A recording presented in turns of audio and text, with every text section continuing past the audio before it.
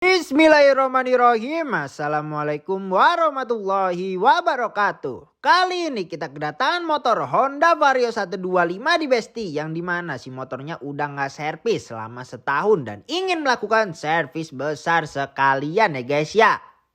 Rungkat apa enggak ya nih motor? Mari simak videonya sampai habis, jangan di skip dan dilarang ketawa. Seperti biasa kita lakukan pembongkaran pada joknya terlebih dahulu, dan masalah pertama ditemukan yaitu si gas-gasannya ini diganjel-ganjel guys, pakai selang gitu pokoknya. Nah ini tuh kayaknya TPS-nya error guys, karena pas kita copot selangnya dan kita lakukan scanning ECU saat di gaspol tuh angkanya ngedrop ya besti. Harusnya tuh angkanya konstan ini tuh, tapi nggak stabil ya guys ya. Jadi kenapa diganjel? Supaya si sensor TPS ini ngebaca bukaan gasnya tuh nggak full. Karena kalau di gaspol itu dia tuh bakal kayak langsung ngok gitu, kayak berebet mau mati gitu motornya. Jadi diganjel-ganjel guys. Memang sih motornya ini jadi nggak ngedrop pas di gaspol, tapi bukan gasnya itu cuman kebuka setengah gas ya guys ya, yang artinya motornya itu jadinya kagak bisa ngebut gitu guys, kagak full lah intinya. Yang komen ngakal-ngakalin diganjel. Nah ini nih datanya ya, seperti ini dah kurang lebih guys, berdasarkan data dan fakta nih guys. Selanjutnya langsung saja kita lakukan pencopotan pada si throttle bodinya ini, dan untuk kondisi throttle bodinya pun juga sudah burik seada-adanya ya guys ya. Tuh lu lihat sendiri aja ya, buset dah.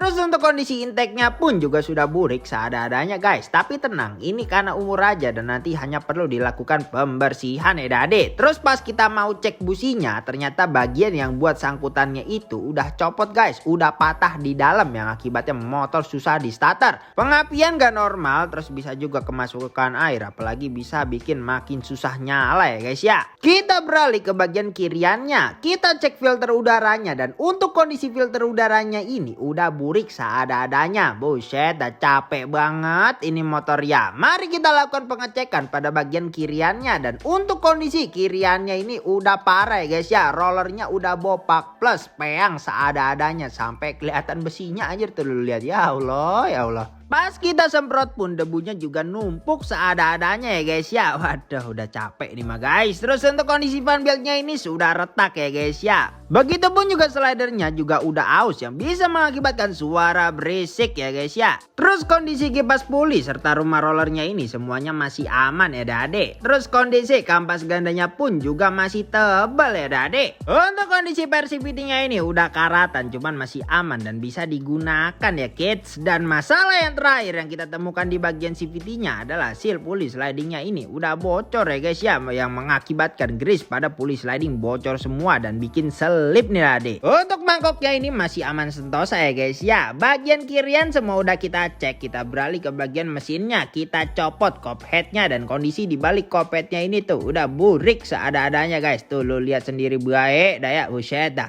Kita lakukan pencopotan secara keseluruhan pada permesinannya untuk kita lakukan pengecekan serta menganalisa, dan mari kita lihat kondisinya sama-sama. Untuk kondisi headnya ini di bagian ruang bakar serta di dalamnya ini tuh burik seada-adanya guys. Emang kalau dari luarnya masih bersih. Terus kondisi tonjokan ketengah ini aman ya guys ya, tidak ada kerungkatan di dalamnya. Untuk kondisi bloknya ini sudah ngegentong alias nggak rata ya guys ya, yang mengakibatkan oli masuk ke ruang bakar dan bikin ngebul cuman tipis-tipis aja, dan kalau dibiarin lama kelamaan bisa bikin semakin parah ya guys ya. Kondisi pistonnya pun juga capek. Oke lanjut, kita lakukan pencopotan pada part-part bagian headnya nih guys, dan secara keseluruhan part-part bagian headnya ini tuh pas kita cek secara keseluruhan aman semua ya guys. Saat buat langsung saja kita lakukan pembersihan pada klepnya terlebih dahulu dengan menggunakan amplas supaya kerak-kerak noda membandelnya rontok semua. Tidak lupa pastinya guys, kita juga lakukan pembersihan pada part-part bagian headnya secara keseluruhan, dan ini dia hasilnya. Klep sudah kembali glowing, begitupun juga dengan part-part bagian head lainnya. Jos geng Jospar. Untuk bagian headnya di sini kita semprot dengan menggunakan carbo cleaner supaya kerak-keraknya ini pada rontok semua. Tuh lu lihat sendiri ya guys ya. Dan ini dia hasilnya. Head sudah kembali glowing ya dade. Jos geng Jospar. Selanjutnya intake yang burik tadi di sini kita lakukan pembersihan dengan menggunakan carbo cleaner. Begitupun juga dengan throttle body yang sudah kotor seada-adanya tadi. Kita lakukan pembersihan juga, dan ini dia hasilnya ya guys ya. Throttle body sudah kembali kayak baru. baru sudah glowing seadanya guys. Begitupun juga dengan intake-nya ya guys. Kita lakukan pembersihan secara keseluruhan pada part-part CVT-nya dengan menggunakan bensin. Terus kita bersihkan crankcase CVT serta bak CVT-nya. Dan ini dia setelah part-part CVT secara keseluruhan sudah dilakukan pembersihan. Jos geng jospar seadanya ya guys ya.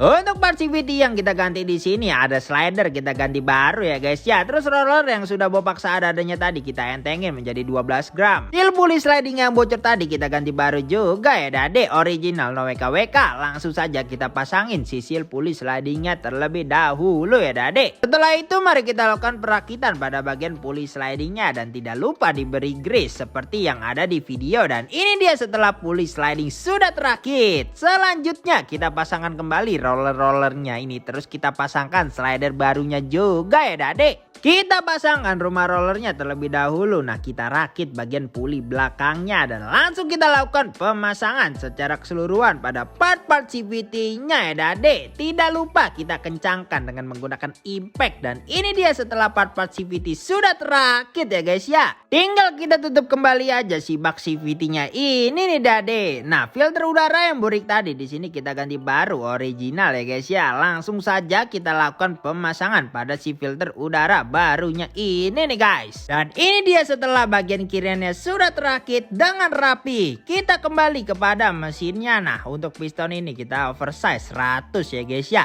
Menjadi 53,4 yang standarnya itu 52,4. Langsung saja kita quarter untuk memperbesar diameter boringannya ini nih besti. Selanjutnya mari kita masuk ke proses huning. Kita huning untuk memperhalus permukaan boringannya. Dan ini dia hasilnya guys. By Jok Latte. Ora sepele pokoknya gengs. Geng jospar lah kita mah. Oke, untuk head yang sudah kita bersihkan tadi, mari kita skir klepnya untuk mencegah terjadinya kebocoran kompresi. Dan part bagian head yang kita ganti di sini hanyalah seal klep aja, kita pakai Suzuki. Langsung saja kita lakukan perakitan pada part-part bagian headnya. Dan ini dia setelah head sudah terakit secara keseluruhan. Jos geng jospar. Langsung kita susun-susun si ring pistonnya ini dan kita pasangkan pistonnya ke stangnya. Dan setelah terpasang kita pasangkan packing block yang sudah kita lakukan pengeleman beserta bloknya ya guys. Nah untuk packing headnya di sini kita ganti baru dan langsung kita lakukan pengeleman dengan menggunakan pelok packing ya dade. Dan langsung kita pasangin si packing head dan juga head yang sudah kita rakit tadi ya dade. Tidak lupa pastinya kita lakukan pengencangan dengan menggunakan kunci torsi. Selanjutnya kita pasangkan gigi sentriknya dan pastikan pada posisi top ya dade. Nah karena tonjokan ketengnya masih aman jadi kita lakukan pemasangan kembali. Dan kalau udah tinggal kita pasang kembali aja si water pumpnya ini nih besti. Terus throttle body yang sudah kita bersihkan tadi dan sudah kita rakit kembali. Dan tinggal kita pasangkan kembali aja si throttle bodinya ini. Nah seperti yang kalian tahu kan kalau si TPS nya ini error. Jadi di sini kita ganti baru pakai RX7 Racing ya guys ya. Langsung kita pasangkan dan mari kita tes. Tuh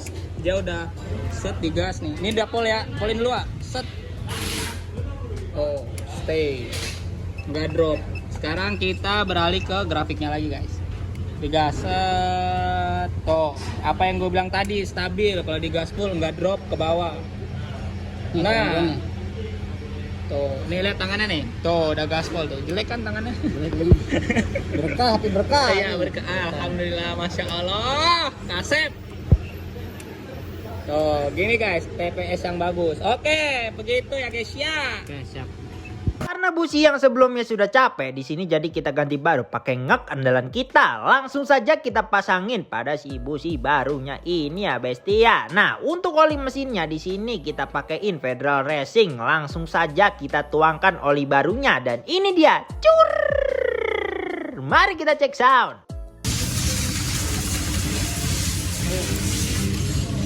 Ini mama sih.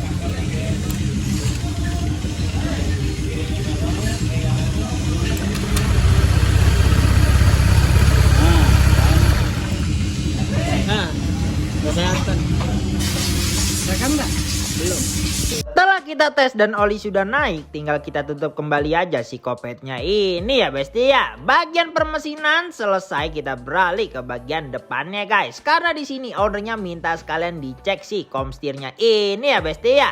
Mari kita lakukan pencopotan pada bodi bagian depannya. Terus setelah tercopot kita copotin bagian velg depannya dan bagian stangnya juga kita lakukan pencopotan ya besti. Kita copotin juga si segitiganya dan mari kita lihat kondisi komstirnya. Untuk kondisi komstirnya ini udah kering, terus bearingnya juga udah acak-acakan dan rumah bearingnya udah pada kemakan. Yang kalau disetel pun kagak bakal enak, yang akibatnya bisa membahayakan kalian kalau bawa motor ya guys. Langsung kita ganti baru pakai Daytona andalan kita. Langsung saja kita lakukan pemasangan pada rumah bearingnya terlebih dahulu. Setelah itu kita pasangkan piringannya dan tidak lupa kita kasih grease minyak ya guys ya. Karena kalau nggak dikasih grease ya sama aja guys, bikin rusak komstirnya doang. Ibarat tuh kayak gesekan seher ke boring tapi nggak ada olinya, bikin rungkat doang pokoknya mah. Kalau udah tinggal kita pasang kembali si segitiganya, terus kita lakukan penyetelan pada komstirnya sampai dapat titik maksimalnya ya guys. Dan kalau udah tinggal kita pasangkan kembali si stangnya ini, velg yang udah kita copot tadi kita pasangkan kembali. Dan kalau udah tinggal kita pasangkan secara keseluruhan. Terus tidak lupa bodi-bodinya bagian depan maupun belakang kita pasangkan juga ya guys ya. Dan tidak lupa juga joknya kita lakukan pemasangan lagi ya guys ya. Dan yang terakhir si oli gardannya ini kita ganti baru pakai AHM nih besti. Langsung saja kita tuangkan oli barunya ya guys ya. Semua permesinan selesai, tinggal kita lakukan test drive. Oke guys, kali ini motor Pak Rio ini sudah selesai guys ya. Saatnya kita test drive seperti biasa guys. Balapan ya guys sama Mama. Oke, gimana Mas Jan? Aman belum? Aman, mesin mah. Pakai kakinya gak enak. Ya. Ini segitiganya di press ya? Iya, bengkok. Awas, Bang Ojek buat dulu ya. Udah ya mana? Oke guys, sudah aman. TPS juga udah aman. Gas dulu dong.